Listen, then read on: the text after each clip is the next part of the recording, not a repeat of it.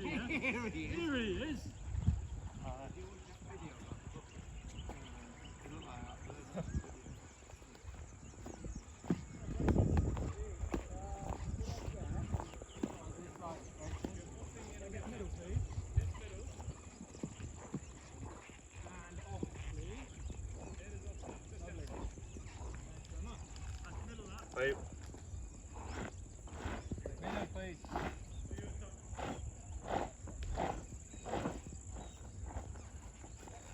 Right. Pretty good, mate. What you'd expect, I'd imagine. All right.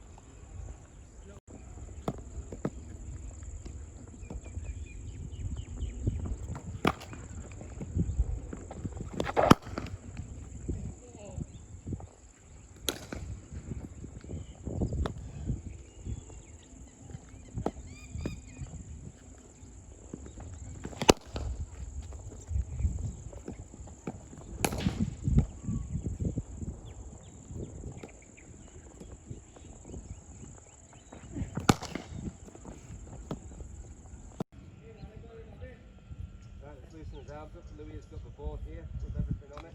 Do 20 throws, lads, into the quarters. We'll line up and Timing is tight, so just make sure we are all supposed to be on time. Yeah, like that.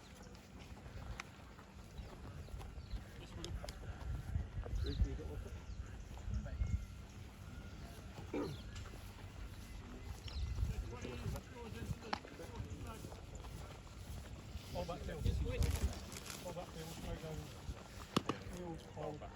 Good to see you, Zach. First of all, how are you and the rest of the lads doing out there?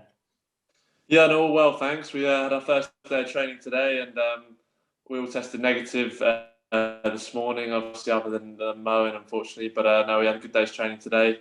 The lads were pretty keen to get out there after 2 days in quarantine, so no, we really enjoyed it.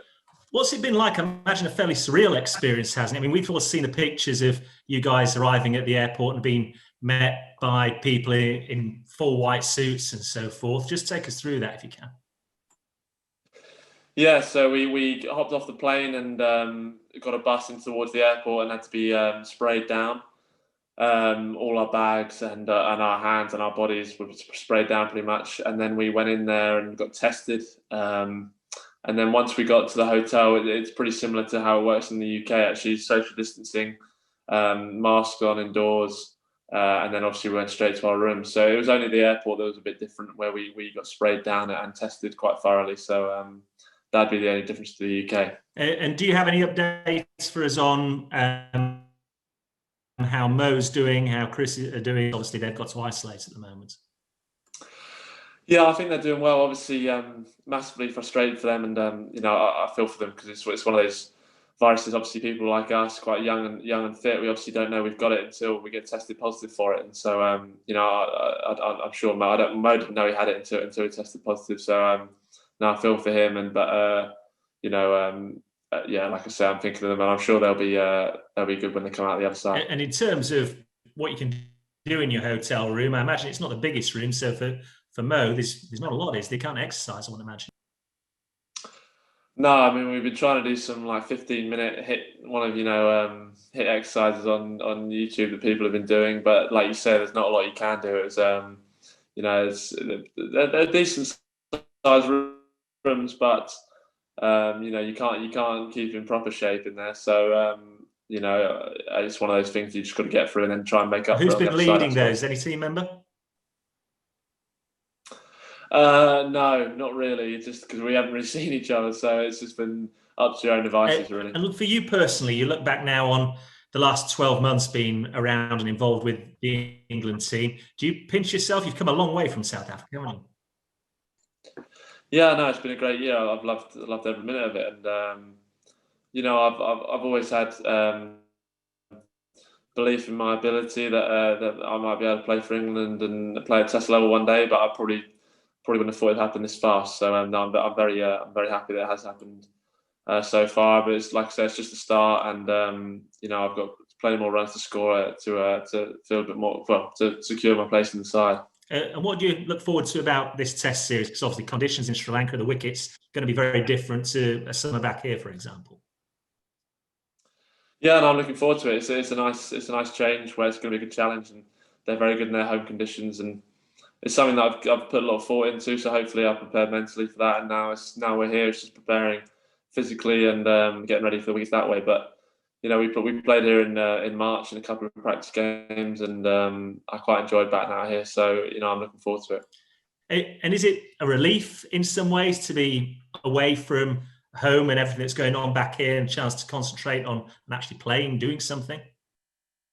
Yeah, absolutely. I was very excited to get out of England and come over here and play some cricket. And we're very lucky to be able to do that in this time when obviously people can't do a lot. So I'm feeling very fortunate that we can come out here and play. From me: what if anything has Joe said to you about the aim for this tour and how you conduct yourselves, given that obviously the world is still in the grip of a pandemic? Yeah, no, it's just something that we're all grown ups, and we realise that a lot of people are struggling. So you've got to be quite sensitive towards that and take all the right protocols, especially over here, to have respect for the people over here as well. And so that's the main thing. It's, these people have accepted us into their country in a tough time, and we have to make sure that we respect that. And don't if someone tests positive, or even if none of us test positive, we just got to make sure we're using all the right protocols to make sure that we're being respectful to them. Cheers, Zach. Appreciate it. Okay, we'll go to Rory and then John Etheridge. Go ahead, Rory. Hi, Zach. You touched on the previous trip in March out here, and you very politely didn't mention that you scored a nice 100 in the last match. But I don't think you played much cricket in places like Sri Lanka, but in that sort of it was a first class 100 when you got it, and then they took it off you. But you seem to be very tuned up to the pitches out there. Do you feel like that's given you something to work from this next few weeks? Oh well, the pitches last year when we came here were very good for batting on. So they might sound modest, but it's true. So hopefully they're batter friendly again, and that's always nice when you turn up and see a good wicket. But I really enjoyed the trip, and that's a massive benefit of when you enjoy the trip, you tend to play well, actually. So that's why I'm going to try and really enjoy it, even though we're in the hotel and can't leave it. I'm going to try and enjoy it best I can, because when you're in a good place like that, it's much easier to play well. And I certainly really enjoyed the 2 weeks. I love Sri Lanka, and I think it's a great country. So I hopefully make the most of it like that and enjoy it. And then I think the cricket, that's half the battle, really. And then obviously I've put in the work, and hopefully the cricket takes care of itself from now on in. With Rory missing, have you pretty much been tipped the wink that you're opening the batting and to get back into that mindset? I haven't been told anything yet, but I assume that might be the case. Yeah, so it doesn't change much for me. I see the top four as, if I was to bat anyone in the top four, as all pretty similar roles, to be honest. So I bat pretty similar. I'm happy to bat in any of those positions, but I think it's quite likely that I will open. So I'm looking forward to that. And no sort of desperate desire to hold the place where you got 200. That's sort of not a psychological, superstitious thing of go again in the same position where you've just had a sort of career. Oh, maybe a little bit, but like I say, it doesn't matter much to me where I bat. I mean, obviously it was nice to score some runs at 3, and so there might be something in that. But I've done a lot more opening than 3, so it doesn't bother me at all. Cheers, Rory. John Etheridge, please. Zach, hi. On that 267 is still your most recent innings for England. I just wondered how much confidence you've gleaned from that innings. Yeah, absolutely, a lot of confidence. You never really know you can score a Test 100 until you get one, and so it's kind of like a monkey on your back until you get it. So now I know I can. Hopefully that I can build on that. But like I said earlier, it's very early days, and I don't want to be a one-hit wonder where you score a big score and then fade away. Hopefully I can secure my place on the side. So I'm not going to be living off that innings too long. It must have been a great elation, great joy at reaching 3 figures in that innings. How were you able to go from scoring 100 to go all the way to 267? I mean, it would have been easy to toss it away after getting to 3 figures, wouldn't it? Yeah, I suppose so. But it's something that I've never done before. So I don't really have the answers. Well, that day it seemed like all the breaks happened at the right time for me. A few things fell into place. Just after we got the 100, just before I got the 100, I had a break, so I had a chance to rethink and go again after that lunch break. And then, just before the 200, there was a break, so I could do similar sort of thing. So it worked out quite well for me, where I could, reevaluate all the time and never get too far ahead of myself. So that's something that I'm going to try and do going forward without the breaks, is, just take it little bits at a time. And I think that's what I did well that day. Pray for rain every time you're on 98. Maybe not. Okay, thanks. Okay, Scott from TalkSport, and then we'll go with Faisal. Go ahead, Scott. Hey, Zach, how are you? Very well, thanks, yourself. Yeah, all good, thank you. All good here. I know you said, Rory, earlier that you don't really have a preference. Your mindset doesn't really change for when you bat 1, 2, 3, or 4. Do you have a preference? Do you have a favourable position in that top 4? Yeah, I would say 3 is my favourite position. When I was young, I always wanted to bat 3, and all my heroes batted 3. And then, obviously I got a good score at 3. So I quite like the way that worked, where, I had a little chance to think about the innings before I went in. It's something that I hadn't done in a while. Obviously, I haven't done a lot of opening. And I really enjoyed that. But like I say, it means a lot to play for England. And if they want me to bat open, then I'll open. If they want me to bat 6, I'll bat 6. And, if I get a choice, then maybe I'd bat 3. But yeah. And you've been in this test side for around a year, 18 months now. How much of a benefit has it for you been having the likes of Ollie Pope, Sam Curran, and now in this squad here, you see Dan Lawrence, people of a similar age to you? Yeah, no, it's really good. I mean, it made it very easy for me when I first came in to have those young people around, or people who I played a lot of cricket with growing up. So that made the start easier, which is one of the hardest things coming into the environment. So that was good. And then obviously it just spurs you on as well. You grow up with these people and you see them doing great things in Test cricket, and it makes you want a slice of that cake. So competition's great for all sides, and that's certainly, we've got good young talent in this side, and it definitely spurs us all on. And what have you made of Sri Lanka? Obviously, they've come off the 2 Test series against South Africa, and obviously suffered some injuries in that first Test. What are you expecting from Sri Lanka? Look, they're very exciting in their own conditions. We, definitely won't be taking anything for granted with them. We're going to have to play well to beat them. And if we play well, I think we have got a good chance. But if we don't play well, then they'll be all over us in their conditions. So we've got to turn up and play well. Finally, for me, I mentioned the injuries that Sri Lanka had in the first Test. There was an argument that Mickey Arthur said that there could be injury substitutes during the COVID time because teams have so little time to prepare for Test matches. Would you welcome having injury substitutes in Test cricket? I don't know. I don't know actually. I mean, that's the first I've heard of that. Injury substitutes. I don't know. I couldn't answer that question right now actually, because that's the first I've heard of it.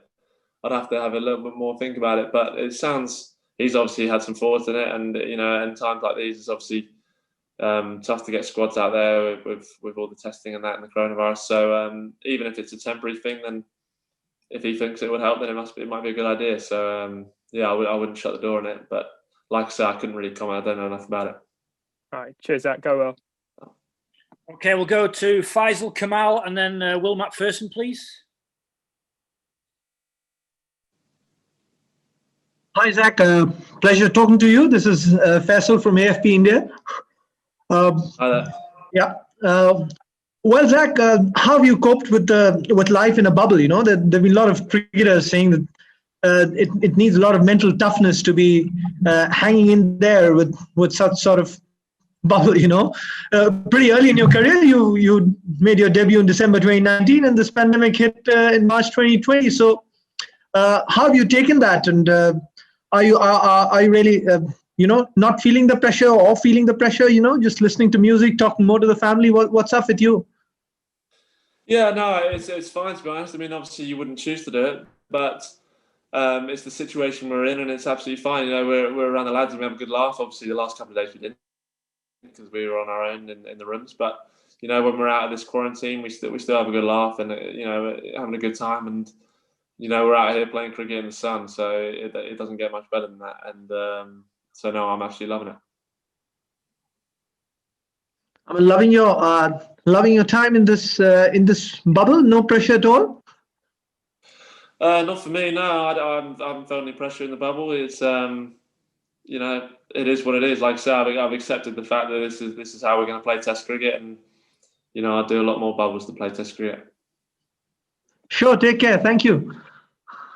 Thanks, Faisal. We'll go with Will Mack and then Richard Gibson. Hi, Zach. I just wanted to ask about when you went back to Kent to play county cricket after scoring 267 for England. Did anything feel different? Obviously, you went quite well. I think you scored 100 in the Blast and 100 in the Bob Willis. Did you feel like a bit more of a marked man? And are you expecting that to be your experience when you return to Test cricket now? You've had that sort of breakthrough innings. Oh no, I didn't feel like that, and I'm not sure, to be honest. We'll have to wait and see. But the only feeling I had was the feeling of being in good nick, and you know, I've had that feeling a few times before, and it didn't feel any different to that, to be honest. And it didn't feel like any more than that to me. You know, it's just, you know, I was just someone who was in good nick at the time, and I managed to stay in good nick for Kent for a bit of the summer. And that's the way cricket goes. You know, when you're out of nick, you can be one of the most average players in the world. It doesn't matter how good you've been in the past. And when you're in nick, you know, you can feel pretty good. So it's just one of those. It's a very humbling game. So you never get too far out of yourself. And that's all I was thinking. I was just trying to stay in nick as long as I could. Cheers, Will. Richard Gibson, Chris Cox. Zach, hi. You mentioned earlier said you were preparing mentally for innings out in Sri Lanka. What did you mean by that? How do you prepare mentally? Well, you just sit down in a dark room and you think about it, and that's as simple as that, really. You know, but when you go into bed and you're before you shut your eyes, you're sitting there looking at the ceiling, you're thinking about how you want to play, and I do quite a lot of that. During the days when you're just daydreaming, you're thinking about it and watching videos, and just constantly thinking about how you're going to go about it. And I find that if you think about it before you practice it, I think that really helps in your practice. So, you know, I've done a lot of thinking. Obviously, done a fair bit of practice back in the bubble in Loughborough as well, in the winter. But now, you know, I feel like I've got a decent game plan in my head that I'm going to practice in the nets and hopefully use it in the games. Were you doing anything unusual in the nets in Loughborough? I know before, like Thorpe will use half bats or whatever. Or were you doing anything to prepare for the rough kind of pitches you might be presented with? I suppose so. Yeah, we were mixing up a bit, but I suppose the unusual becomes usual if you do it enough. So it didn't seem unusual because it's things we've been doing quite a while now, like the thin bats and reverse swinging balls and that. So I suppose yeah, we were doing some unusual bits because the cricket's, like you said, like it's been said before, is very different over here and compared to England. So I feel like you have to adapt to that and be quite unusual with it. It's part of the adapting, getting prepared for maybe facing a spinner as an opening bowler, as an opening batsman, which is, of course, unusual in first-class cricket for an English cricketer. Yeah, absolutely. And I thought about that a lot and how that's going to play, and I try to practice that in the nets today, and we'll continue to do that in the lead up, because obviously that is completely different to playing a spinner with 50 O's in. So it's something that I'm going to try and make sure I'm on top of before the first game. Thank you. Okay, Stocksy, and then we'll finish with Dean. Hi, Zach. You mentioned earlier how tough a proposition Sri Lanka will be in their home conditions. I just wondered how important it would be for the team's confidence to win the series out there, especially with the India series coming straight afterwards. Yeah, massively important. Any series win in the subcontinent is a great win, and obviously we need the wins in the Test Championship to get to the final at Lords.